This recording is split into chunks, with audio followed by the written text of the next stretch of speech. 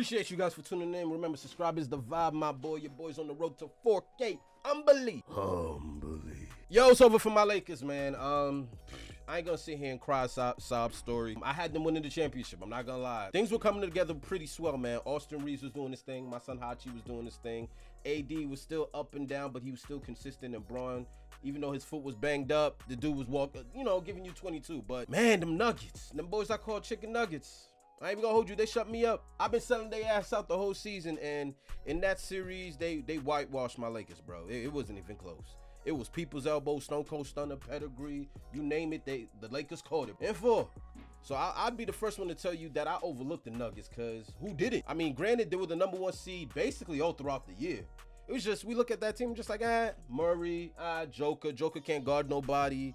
It is what it is. Murray ain't the same dude. He put up a classic performance in the bubble. He not in the bubble no more. And then they just got a couple of guys that everybody kind of overlooked. But man, your boy Gabos hate being humbled. But nonetheless, I ain't a hater. So congratulations to the Nuggets as they're waiting for Boston and Miami to finish their tit for tat to see who's going to win the championship. I'm personally willing to say the Nuggets are going to win this shit, because after what they did to AD, I'd like, listen, bro, the East don't got nothing for him. I'll tell you that much. If AD couldn't do nothing with the Joker, the East don't got nothing for that man. So Nuggets is doing their thing. So we got the most disrespected #1 seed in NBA history. But are they, though? Look at those names. Does Chris Paul fit right in probably the lower half, but the middle-ish of those names? The answer is yes. Plays to win. Can we? Plays to win MVP since 1979.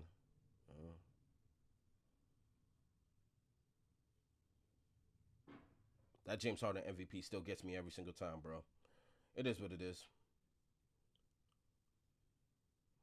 We agree, and I know Nuggets fans are going to get mad at me. If Nikola Jokic wins the MVP, he's the worst player to win the MVP since Dave Cowens. No. Let's be honest. That was a national narrative was, hey, the Lakers are fine. They're down 1-0, but they figured something out. No one talked about Nikola just had a historic performance. He's got 13 triple-doubles now, third all time. What he's doing is just incredible, but the narrative wasn't about the Nuggets. The narrative wasn't about Nikola. The narrative is about the Lakers and their adjustments. He made the finals all 3 of those I'll give him that. years and won 2 of them.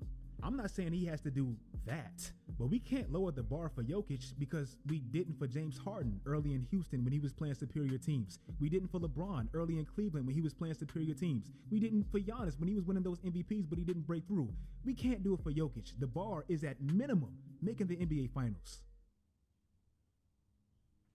The Denver Nuggets may have been the most disrespected, overlooked first seed that I probably remember.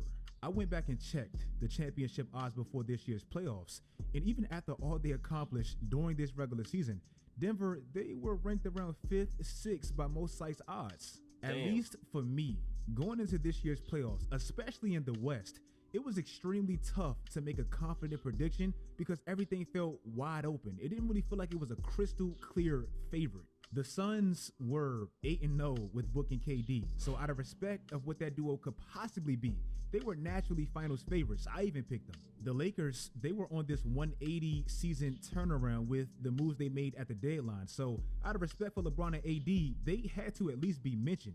The Clippers, even with the playoff concerns with Russ, they still had Kawhi playing incredible basketball heading into the playoffs. Yo, zip it up with that Kawhi shit, bro. Yo, that mission is impossible. That's a fail. That's a fail, bro. Kawhi been there how long? 4 years? 4 years in which I got to show for not one single Western Conference Finals, and every year it's a torn this and Kawhi sitting out that.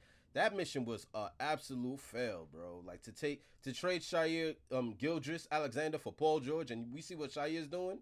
I get it. Hindsight 2020 type shit. It's easy to talk about it now, but nonetheless, you got rid of a rising star to put PG with Kawhi, and these guys every single time it's playoff time, they're sitting out. They had to be at least respected. The defending champion Warriors, they were one of the best home teams all year. They had still never lost a series in the West since becoming a dynasty, and we knew if they got in, they were going to at least knock on that championship door. I clearly highly overrated Memphis, but I thought they'd be semi-dangerous in the West, but they just weren't. The team that was actually the best team in the conference all year, definitely in my eyes at least, they were vastly overlooked. And yes, by me as well, I can admit that.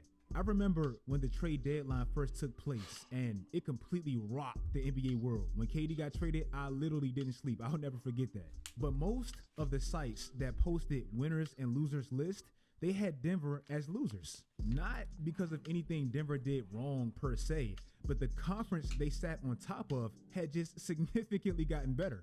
With Kevin Durant coming back to the conference and Kyrie being welcomed to the conference and the moves the Lakers had just made, it looked like, okay, the once looking smooth route to the finals Denver had just got a lot more bumpy.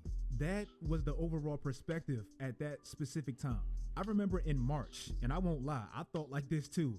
When the Lakers were making their postseason push, plenty of people thought it's going to be a nightmare of a matchup if Denver happens to see the Lakers in that first round.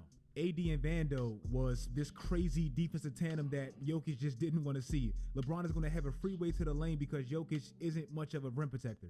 Denver was a below average defensive team all season. So how was they going to stop a LeBron AD pick and roll all series? AD killed this team in the bubble. This was pretty much the sentiment of how this series can possibly play out. And now, with all the narratives out the way, Jokic being this overrated MVP that hasn't done much in the playoffs, the Nuggets being the least scary first seed in a long time, let's take a deeper dive into what really happened. Denver was literally the best team in the conference all season long. Even with their defensive struggles and somewhat of their struggles on the road, they were such a potent machine of an offense and damn near unbeatable at home that it pretty much made up for any concerns that we may have had. With how Nikola Jokic quarterbacks that offense and the pick and roll him and Murray developed, they were the most balanced offense all year. They were top 3 in true shooting percentage. They were the only team that was top 5 in field goal percentage, 2-point percentage, 3-point percentage, and assists. Look at these stats that were overlooked. Look at these stats that were overlooked, bro. 4th in threes at 37.9. Number 1 in assists. I mean, when you got this center and Joker, I don't get this guy. I don't get his makeup. What lab was this kid made in, bro? To be 7 foot tall with the vert of an elephant. I'm talking about no elevation. And his ability to pass, his ability to see the court is just crazy. And I said it when they announced Joel MVP was the MVP of the season. I said, bullshit, bro. Like, at the end of the day, Joel Embiid is nice, but you're not convincing me that he was ever better than Joker. Now, at that time, I was still riding with Giannis. You feel me? But what the Joker did this year, coming off of 2 MVPs, look what he's doing. 13 triple-doubles in the playoff. Heading to the finals, and where's Joel Embiid, bro? Couldn't get past Boston when they were up 3-2 in the series. They had no players average even a 30% usage rate. In fact, all of them held the ball for around the exact same percentile. They had no one player shoot more than 16 times a night. Their best player, who was insanely efficient, didn't even lead them in field goal attempts. Nikola Jokic was only one of 3 players in the history of the sport to average at least 24 points while shooting under 15 times a game. They had 4 players average over 16 points a night. They had 6 players average at least double figures. And most importantly, they have the most reliable superstar in the entire NBA. When you actually look at the regular season, there were teams that were more dominant than the Denver Nuggets, even in their conference. Look at the top 5 teams as far as point differential. Even as great as Denver was, they're not there. But out of all those teams that's actually ahead of Denver, they all have stars that kind of got exposed in the playoffs. Jason Tatum and Jaylen Brown, they're talented, but they're not consistent, reliable superstars. Donovan Mitchell, he's shrunk. James Harden and Joel Embiid, they both shrunk. Jaws limitations, they got exposed. Giannis, I love him, but he still struggles to shoot free throws, and he got exposed a little bit. All of them got exposed in the playoffs to some extent. Nikola Jokic and Jamal Murray were simply the most consistent duo during these playoffs, and that's ultimately why they're in the finals. Jamal Murray has scored 25 points or more in 10 out of the 15 playoff games they had. He and Jokic are the only set of teammates to be both top 5 in this category. Throughout the game, they just complement each other so perfectly. Jokic is top 5 in points per game in the first half, and Jamal Murray is top 5 in points per game in the second half. They had 4 starters, all shooting 40% from deep during these playoffs. They were one of the best teams at home all regular season, and in these playoffs, they've still yet to lose at home. During these playoffs, they have 6 players averaging an efficient 12 points a night. They were the most balanced offense in the regular season, and they're the most balanced offense in the playoffs. They're second in true shooting percentage, field goal percentage, 3-point percentage, points. They're first in offensive rating, net rating. And let's just be honest, they have the best player in the world. With 15 games played, this man is averaging a triple-double, a 30-point triple-double. He just broke the record for the most triple-doubles in a single playoff run ever, with minimum at least 4 more games to go. 29, 13, and 10 from your center, bro. And he doesn't even lead his team in shots. Doesn't even lead the team in shots, bro.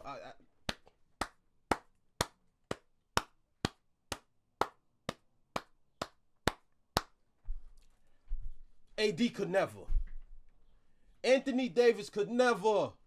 I've been sitting here waiting for this man to become MVP of the league. This man just keeps coming up short, bro. He let Giannis past him, and nobody knew where Giannis was coming from. You know what I mean? I'm thinking this year's our year, man. Like, that's... Where did Joker come from, son? Where did this man come from? This was supposed to be our year, dog. But we ran into 29, 13, and 10. I'm sitting here thinking, yo, AD about to look like Wilt. This man can't move. He got cinder blocks in his pockets, and his ankles move like they chained together. We got Joker. This man came through and dropped 29, 13, and 10 in 4 games.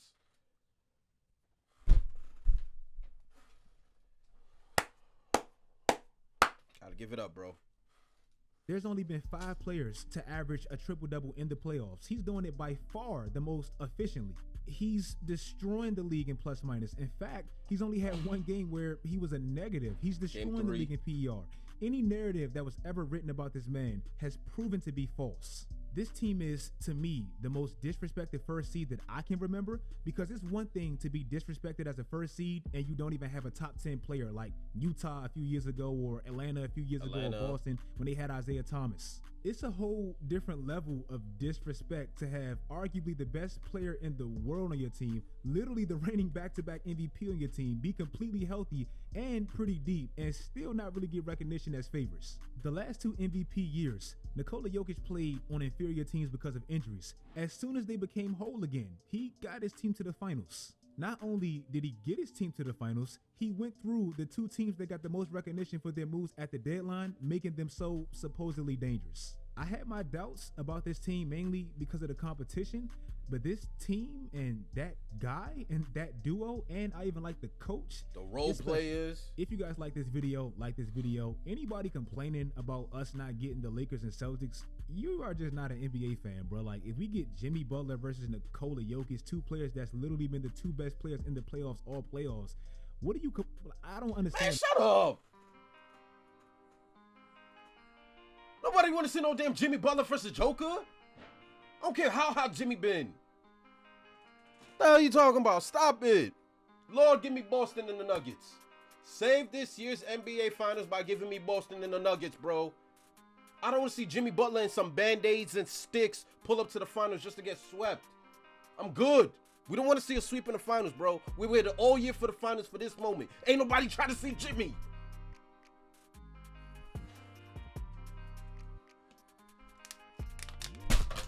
Got no damn water. Joker killed it, bro. Once again, I ain't a hater, bro. I ain't a hater. When you walking around 29, 13, and 10 like that, doing what you did to KD, Book, you heard it, man. What he did to Anthony Davis, I gotta give flowers. I gotta give flowers. He earned my respect, bro. And right now it's looking like his championship to lose, because he already got 2 MVPs. Should have possibly been 3, but you know, Mafia. You know what I mean? Let's give it to Joel Embiid. Up 3-2 in the series and can't close it out, but he our MVP. All right. Meanwhile, this man is still out here cooking. But nonetheless, man, I do believe that they're the most disrespected #1 seed, because personally, I overlooked them. They were farting to win, bro. I wasn't even looking at them. They weren't even on the radar, bro. It was Suns and Lakers the entire time. So I could keep it 100 and admit that I didn't see the Denver Nuggets doing this.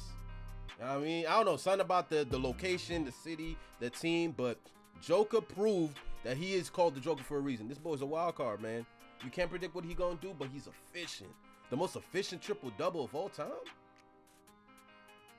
Appreciate y'all, man. Let me know in the comment section what y'all got, what y'all think is gonna happen in the NBA Finals, what y'all think of Joker, but I gotta keep it real. He's the best player in the league. Another guy that just skips AD, bro. Mamba out.